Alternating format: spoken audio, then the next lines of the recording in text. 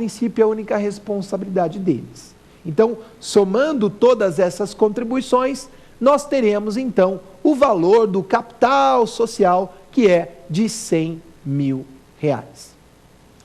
Então, vamos imaginar o seguinte, que essa sociedade possui uma dívida junto a um banco, por exemplo. O valor dessa dívida é de R$235 mil. A sociedade adquiriu uma dívida de R$235 mil. Ela não paga essa dívida. Nossa, a sociedade não pagou a dívida? Não. Então quer dizer que o banco pode ajuizar uma ação contra a sociedade? Logicamente, é perfeitamente possível e é isso que vai acontecer. O banco, então, ajuiza uma ação de execução, por exemplo, contra aquela sociedade limitada. Mas o banco verifica que o capital social da sociedade limitada é de R$100 mil. Então ele recebe os R$100 mil, mas o valor da dívida é muito superior. O valor da dívida é de R$235 mil, não é assim? Então o que acontece, pessoal? O banco ainda tem para receber R$135 mil. E aí então, vou fazer uma pergunta. Será que o banco viu que já recebeu os R$100 mil, que é o valor do capital social? Ele pode cobrar a diferença, que no exemplo dado é de R$135 mil, ele pode cobrar esse valor dos sócios de uma sociedade limitada? E a responsabilidade é negativa. E a resposta é negativa. Ele não pode cobrar, porque a responsabilidade do sócio de uma sociedade limitada é restrita ao valor de suas cotas. Essa que é a grande vantagem de ser sócio de uma limitada. Eu sei que se eu investir lá R$40 mil, por exemplo, nessa sociedade, em caso de insucesso, se essa sociedade não obter o êxito esperado, as dívidas não vão recair sobre o meu patrimônio pessoal. A minha única responsabilidade é o valor das minhas cotas. Então, pessoal, 135 mil, no exemplo que foi dado, é prejuízo do banco. Por isso que o banco, quando vai fazer um empréstimo, ele pede cópia do contrato social, que é justamente para verificar o valor do capital social e aí apurar quanto que ele vai fazer, qual o valor que ele vai emprestar para a sociedade. É por esse motivo que ele exige que o sócio seja fiador, que o sócio seja avalista, porque aí ele vai responder não por ser sócio de uma limitada, mas sim por ter assumido uma responsabilidade pessoal, né? Como fiador ou como avalista. É por isso que os juros é alto, porque nós estamos aqui tendo um risco grande e por conta desse risco vai ter juros. Então são situações que envolvem a sociedade limitada. Mas o fato é que a única responsabilidade do sócio é restrita ao valor de suas cotas.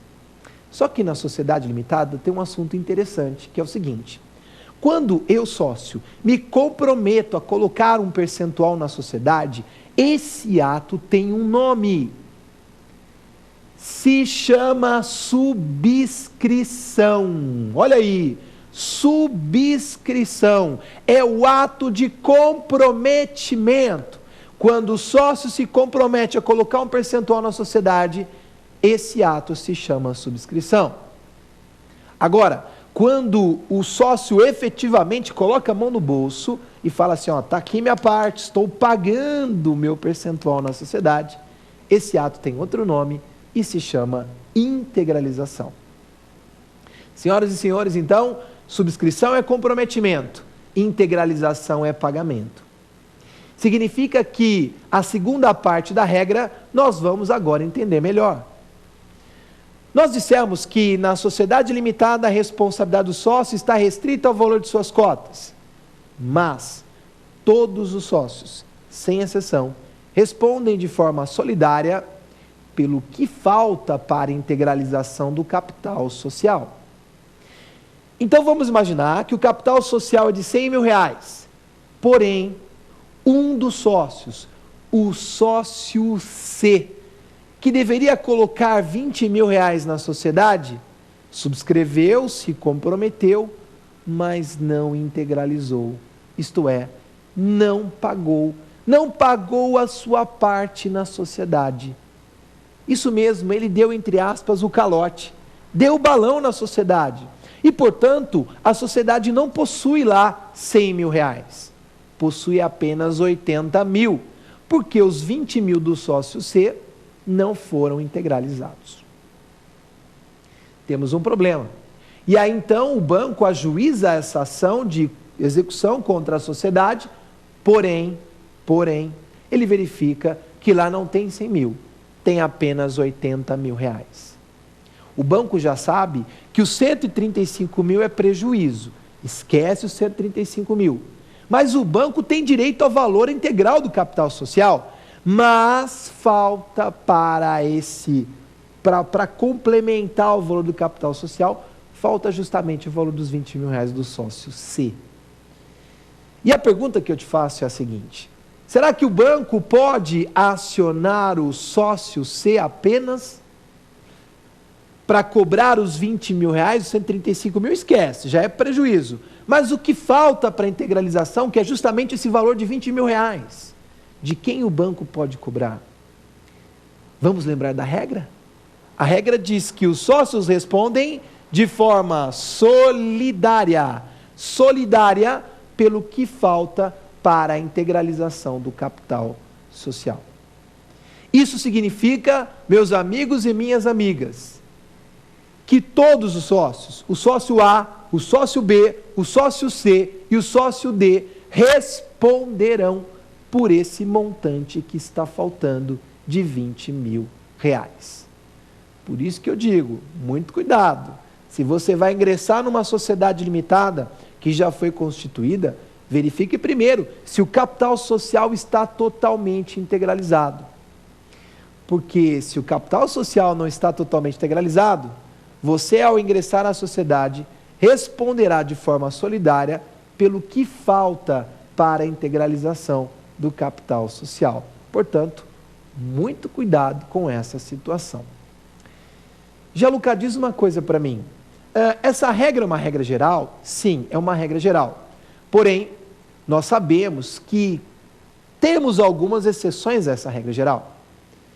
Quais são essas exceções? Por exemplo, se a sociedade limitada tem dívida trabalhista. É fato que, se a sociedade limitada tem dívida trabalhista, os sócios, se a sociedade não possuir bens suficientes para saldar a dívida, essa dívida trabalhista recairá sobre o patrimônio pessoal do sócio.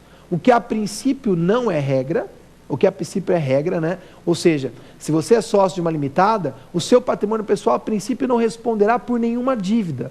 Essa que é a grande vantagem de ter uma sociedade limitada. No entanto, se a sociedade limitada possuir dívida trabalhista, essas dívidas poderão recair sobre o patrimônio pessoal do sócio. Ou seja, o sócio responderá por essas dívidas trabalhistas.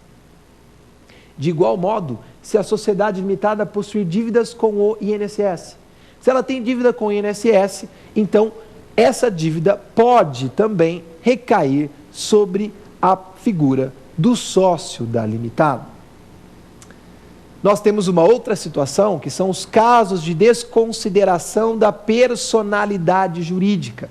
Se a sociedade praticar um abuso de direito, se a sociedade praticar uma fraude, um desvio de finalidade ou a chamada confusão patrimonial, nessas hipóteses é possível a desconsideração da personalidade jurídica.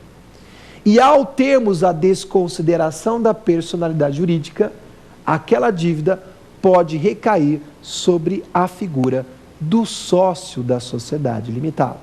Então, meus amigos e minhas amigas, essas são as principais exceções àquela regra geral de sociedade limitada que nós analisamos, que consta lá no artigo 1052 do Código Civil.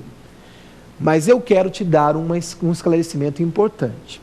É muito comum nesses dias atuais, o que vem acontecendo? As pessoas constituem sociedade sem uma certa responsabilidade. Em que sentido, Alexandre? Olha, o camarada monta uma sociedade e coloca a mãe dele na sociedade, às vezes nem a mãe dele sabe o que está assinando. ela participa de uma sociedade só para